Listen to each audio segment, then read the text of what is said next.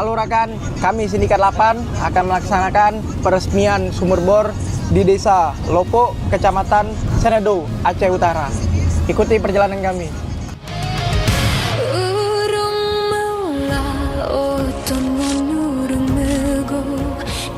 Samlako puncak utama yang kepangkai bagi getanyo udah pelam nanggro ingin mengucapkan ribuan terima kasih.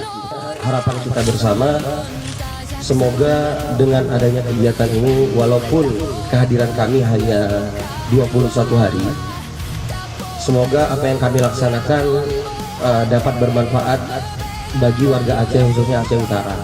Sangat membutuhkan sumur bor dan sulit untuk air bersih. Sekali lagi terima kasih kepada mahasiswa PT IKA yang telah membantu kami dan yang telah membantu masyarakat kami.